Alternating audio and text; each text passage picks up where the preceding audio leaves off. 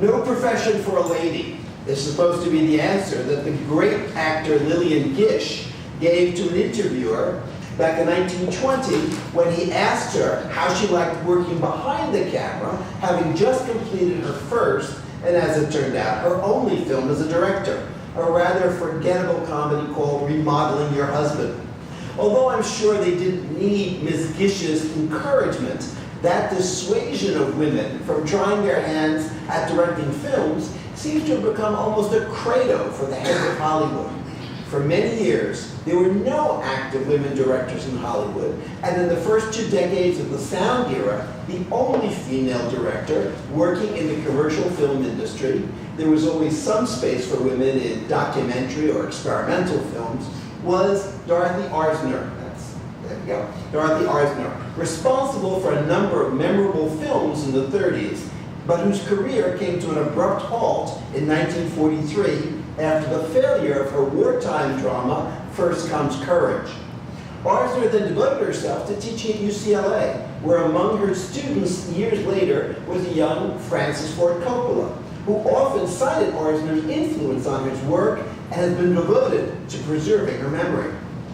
But by and large, the period of classical sound cinema from 1930 till about 1960 in the US and elsewhere was pretty much a men's club, making the achievements of those few women who managed to scale the heights to become directors, such as Matilda Larrieta from Mexico, Carmen Santos in Brazil, Jacqueline Audry in France, Leontine Sagan in Germany, or Edith Karlmar in Norway, and a handful of others that much more remarkable. The case of Ida Lupino is especially interesting in that at the moment that she decided to devote much of her energy to producing, writing, and directing films, she was at the height of her fame and popularity as a Hollywood actor. The only female director in the Directors Guild during the 1950s, Lupino widely recalled that at meetings of that organization, when they were called to order with gentlemen and madam. Of course, it hadn't always been like that. Alice Guy was probably the person who, more than anyone else, defined the role of the film director in her work for the French studio Gaumont around 1900. And American Lois Weber was one of the earliest silent film era's influential filmmakers. Sadly, the situation remains enormously challenging for women directors today in the US and elsewhere, but at least this new generation can draw inspiration from the work of their courageous foremothers, among them Ida Lupino. Born during an air raid in London in 1918, this year being her centenary, Ida came from a theatrical family with an extraordinary tradition.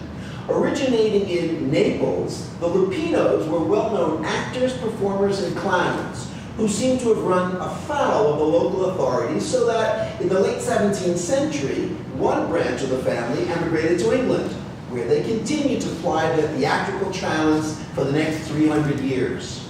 Ida's father was Stanley Lupino, a much-loved music hall star and also the creator of a number of popular stage musicals in which he often starred.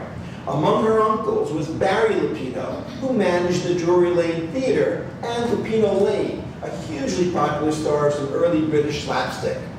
Not surprisingly, by the time she was 10, Ida had already convinced her father to build a small stage in the backyard where she and her sister Rita, who appears in small roles in her films, would stage their own versions of everything from Alice in Wonderland to Hamlet. By 13, Ida was already enrolled in the Royal Academy of Dramatic Arts.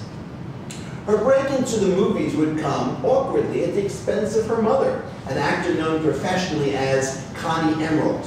Years later, Ida would call her first film company Emerald Pictures in honor of her mother. American director Alan Dwan was in the UK casting a film called Her First Affair when he spotted the 14-year-old Ida who had gone to the audition to accompany her mother, a finalist for a role. Taken with her amazing poise and self-confidence, Dwan rewrote the lead to make it more suitable for a teenager. Released in 1933, Her First Affair received little notice, but other parts were quickly offered. Yet soon her sights were set on more than the UK film scene at that time could offer, so that later that year, with an invitation to work at Paramount, Ida Lupino with her mother set sail for America and Hollywood. Paramount offered her $600 a week, pretty good money in 1934, but didn't really know what to do with her. They cast her in a variety of roles, from exiled princess to cowgirl, but with few exceptions, such as Henry Hathaway's weirdly surreal Peter Ibbotson or William Wellman's underrated The Light That Failed, Lupino seemed destined to be one of Hollywood's many also starring actors, supporting cast that just never seemed to quite make it to top billing. Yet her performance in The Light That Failed as a Cockney streetwalker who becomes the muse of an artist losing his sight impressed Warner Brothers stalwart Raoul Walsh so much that he insisted that Jack Warner negotiate with Paramount to get her into his next film, a hard-hitting social drama about long-distance truck drivers called They Drive by Night. As the flashy wife of a much older trucking magnate, Lupino oozed a kind of raw sexuality, driving tensions among truckers to the breaking point. The film was a hit, and Lupino received the best notices of her career. It was also in that film that she established a fast friendship with Humphrey Bogart, who would later claim he had never worked with a better actor. Yet it was in her film for Warner Brothers that the persona of the actor Ida Lupino really was shaped. Known already as the grittiest, most socially minded Hollywood studio, Warner's had a need for an actor who could fill those roles that their resident diva, Bette Davis, had become too old or too costly to fill. Lupino fit that slot perfectly. And although in later years she would joke that at Warner's she was always in Davis's shadow, her work there made her among the most popular stars of the 40s, a more down-to-earth, hardscrabble character who seemed to be always ready to challenge anyone in the room. Jack Warner was so taken with Lupino that he offered her a 7-year contract, but Lupino, at the ripe old age of 23, had already had enough of studio management of her career. She became one of the first Hollywood stars to go independent, so that she could choose as much as possible with whom and in what she wanted to work. The post-war period ushered in a lot of changes for the American cinema, and Lupino would be at the forefront of those changes. By 1940, the major Hollywood studios were structured around what's been called the producer unit system. Each studio had a number of producers under contract, each of whom would pretty much develop their own films, often specializing in a certain area. Arthur Freed's musical unit at MGM, or Val Lewton's horror unit at RKO, Jerry Wall's gangster unit at Warner's. The next logical step in that industrial development was that actors soon began to develop their own production units, finding and developing material in which they could appear or at least produce. By 1947, major stars such as Humphrey Bogart, James Cagney, and Jimmy Stewart had all refused to renew their studio contracts, preferring, like Lupino, to take more control directly of their own careers. Add to this ongoing development the 1948 Supreme Court decision in the famous Republic versus Paramount case, in which the studios were forced to sell off their distribution and exhibition chains, and suddenly the entire structure of the American cinema had changed. This was the era of what we might call the Hollywood independence. Soon, the studios were themselves producing far fewer films, opting instead to buy films that were produced independently, often by their stars or directors. Moreover, there were suddenly hundreds of independently owned and operated film theaters that were no longer controlled by the studios, opening up potential new platforms for the independents. Since the moment she turned down Warner's offer of a long-term contract, Lupino had been saying that she was interested in writing and producing even more than acting. She also expressed a great curiosity for the work of the director. It looked like even more fun to be behind the camera than to be in front of it, she would later declare in an interview. By the time she appeared in The Man I Love in 1947, directed by her old friend Raoul Walsh, she was often seen by his side, talking to him about the decisions he was making with regards to composition, lighting, and blocking. She even spent time with him in the editing room. So when Waters tried again to lure her into a contract in 1947, pretty much giving her total control over the parts that she would play, Lupino again declined. She had already made the decision, along with her then husband, Collier Young, to set up their own production company, which, as mentioned, she called Emerald Pictures.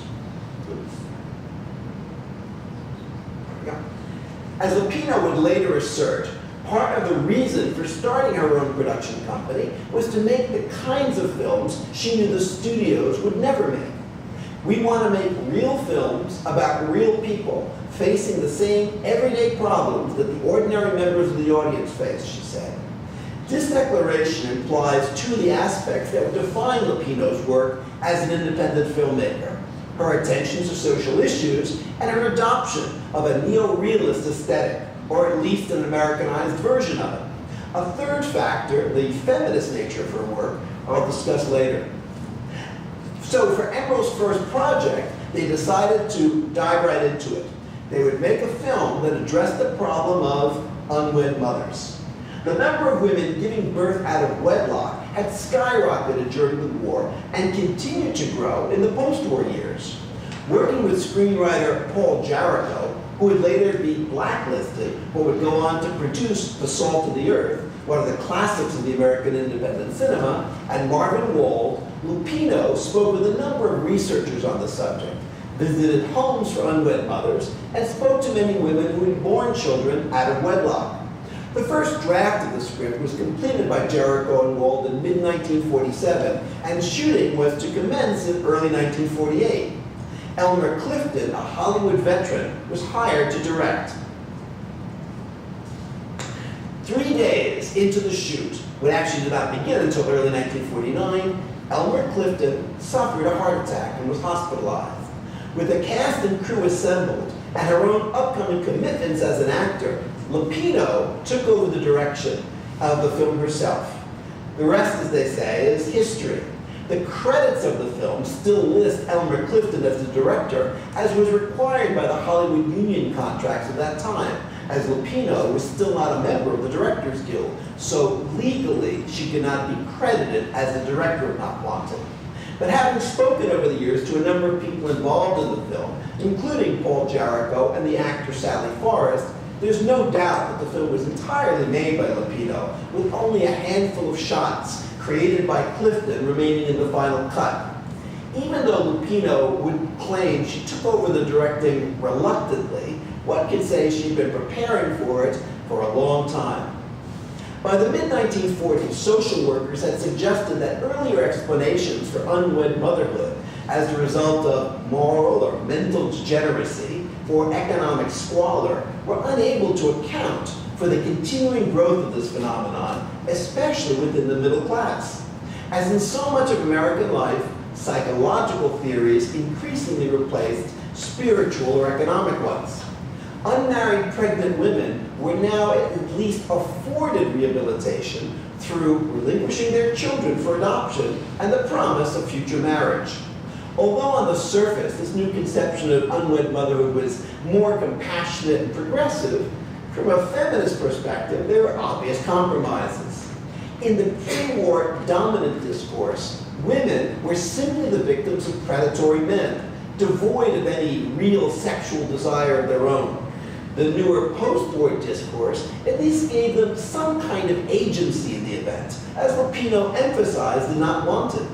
Moreover, if the pre-war scenario made her a permanent outcast, in the post-war scenario, the woman's outcast status was theoretically temporary, at least if she agreed to relinquish the child and assume a traditional relationship with a man. The screenplay that became Not Wanted began as a treatment by screenwriters Paul Jarrico and Alvin Ward called Bad Company. The earliest existing draft at the Margaret Herrick's Library in Los Angeles also begins with a flashback. Betty, as she called in the original draft, is seduced by not by a jazz musician, but by a good-looking college boy. She becomes pregnant and gives up the baby, but racked by guilt, she kidnaps her baby from his adoptive parents. She's caught, but at her trial, the adoptive mother, after hearing Betty's story, decides not to press charges. The first reaction of the Production Code Administration, or PCA, Hollywood's volunteer censorship agency, was predictably harsh. Quote, "The theme, as it is presently presented in this version, is utterly impossible under the code," unquote. Another attempt to get PCA approval, even after some significant rewrites, also ended in failure. At this point, Lupino and Emerald Pictures became involved, and Ida herself did a new pass on the script, changing the title to Not Wanted. The title change actually tells us a lot about the change in orientation Lupino brought to the film. The story moved away from the more social and class-conscious elements favored by Jericho and Wald, and instead focused much more on the subjective experience of the woman involved, creating a certain ambiguity as to what not wanted really meant: the pregnancy, the woman herself, or the child resulting from the pregnancy. Lupino also threw herself into negotiations with the PCA board, emphasizing the seriousness of the project and its public service aspects. The main objection of the PCA, it seems, was that the script was too nonchalant about the sexual relationship itself. She seemed to know what she was doing when she's seduced by the pianist, and that at the end of the film, the woman is too readily accepted back into the community. Seemingly, the PCA was still operating under the pre-war she's a sinner paradigm. On the contrary, there's no doubt that Lupino changed a sexual encounter that leads to the pregnancy from one of force to something that at least hints at an active female sexual desire. His first line to her in the nightclub is, "What are you looking at?" And I'll just show one of my favorite sequences. Oops. We see the woman whose name is Anne here out in a forest glade with the pianist whose name is Steve. His hand goes up against a tree with a cigarette. He flicks the cigarette into a stream. It begins to float away. And the next shot is, showing that it's almost 5 o'clock in the morning and you see her mother getting up, she's still not home. Very beautiful, very kind of lyrical way of showing the seduction.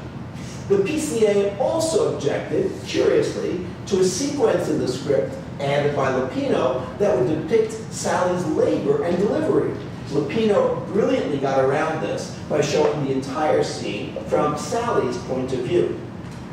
Just to have made a film about unwed pregnancy in 1949 was extraordinarily risky, so it's not too surprising that the depiction of the unwed mother in Not Wanted is thus a curious compromise between various forces vying for their own construction of Sally. The woman as a victim of class and sexual exploitation. The woman as sinner. A woman who has made a mistake and deserves to be appreciated and understood. Each of these constructions made their way into the final film, thus giving the film a somewhat contradictory and even incoherent quality. The trajectory of the film seems to follow the more optimistic post-war discourse on unwed motherhood. The woman can find her way back to society after paying the price and giving up her child. Yet the film also emphasizes the pain and the emotional destruction of that decision. It ends ambiguously without affirming Sally's future happiness. Like all of the films of Lupino and Collier Young, who often served as producer and screenwriter, made first for Emerald and then in their rebaptized company, Filmmakers, Not Wanted shows the clear influence of the Neo-Realist aesthetic that Americans had encountered a few years earlier with Italian films such as Open City and Paisa. Almost the entire film was shot in real locations, using as few lights as possible. Cameraman Harry Froelich shot most of the film using the kind of lightweight cameras that had been developed for wartime newsreels and used especially fast film stock that required very little artificial light. While the actors were mainly professional, Lupino made a point of trying to cast newcomers such as Sally Forrest and Keith Purcell to give her films a freshness, not stocking them, at least in the earliest films, with known faces. Her films also pick up from Neo-Realism the idea of a fractured narrative structure, frequently featuring digressions to the action and ambiguous endings.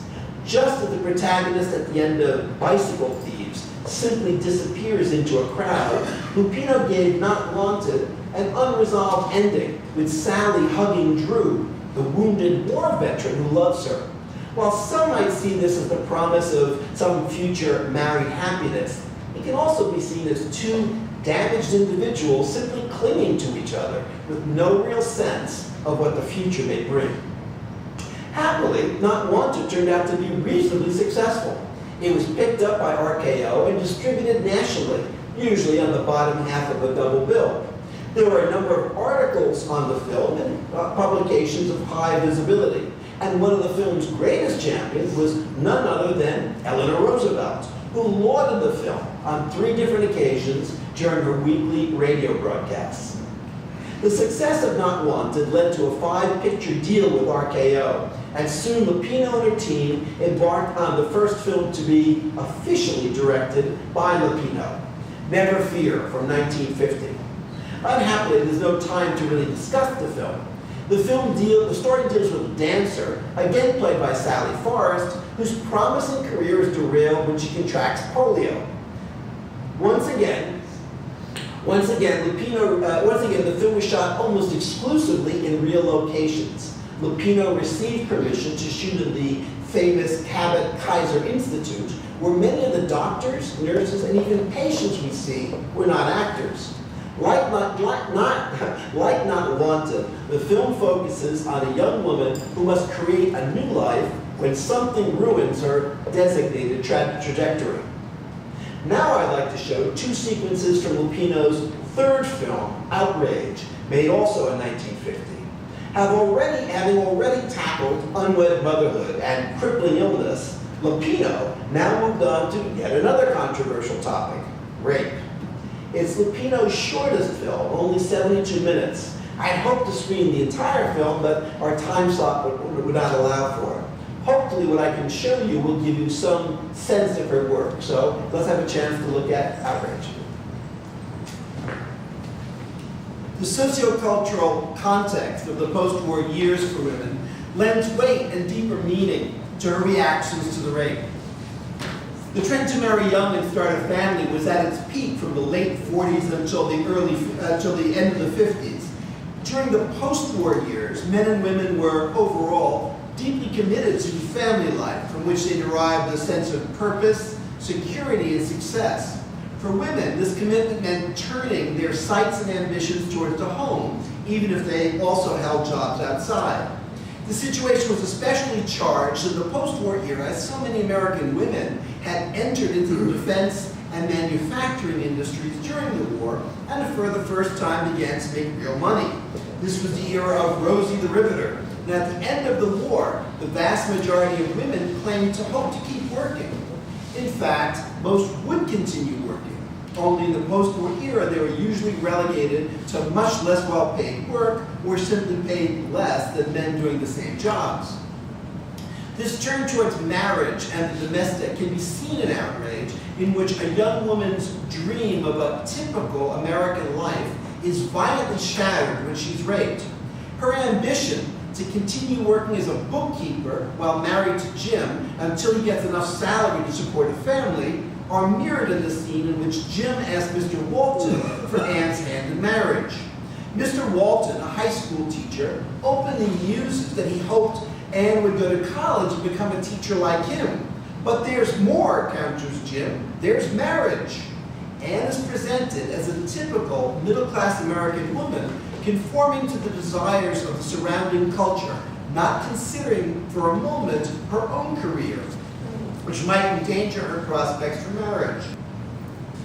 Twice in the film, the first time Anne and Jim eat lunch, and later at the outdoor party in California, elderly, solitary women appear near Anne as if to remind her of the loneliness of the spinster or old maid. the woman caught up all alone. Here we see it again at the party when we see her standing there with that woman all alone.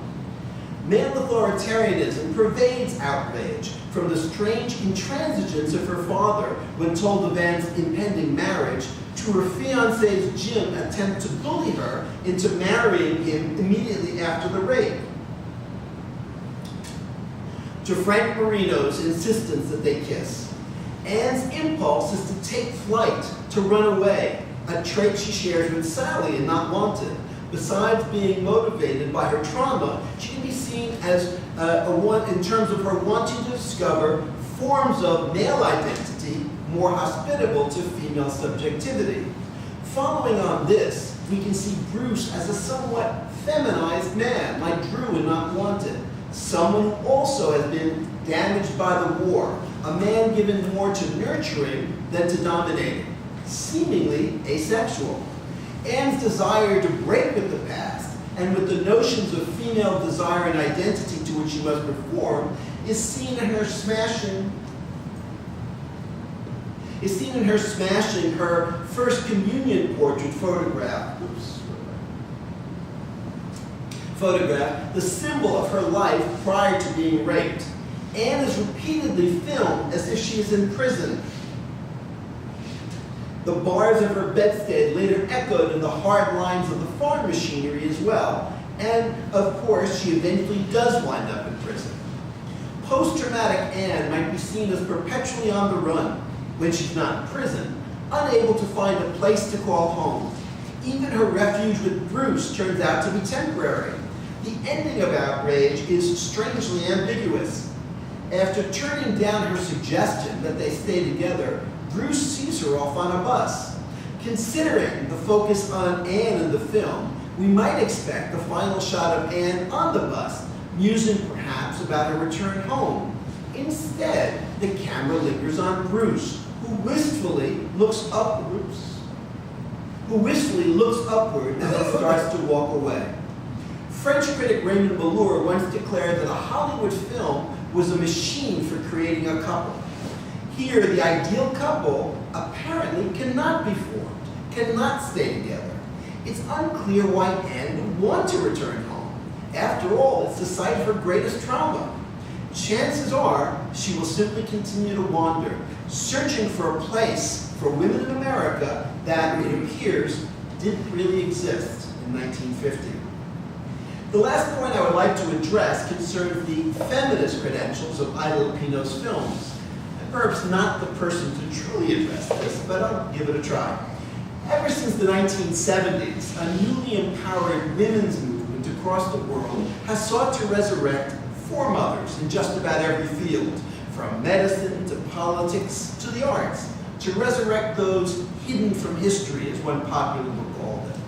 This was especially important in the cinema, where the wave of new film programs in the US and internationally, combined with increasing accessible technologies of sound and image, gave more women a chance to make films than ever before. A number of important events in Amsterdam in '72, London '73, Chicago in 1974 presented festivals of film dedicated exclusively to work by women, through which the achievements of many forgotten women were finally celebrated. Among those whose work was rediscovered through those events was, of course, the work of Ida Lupino.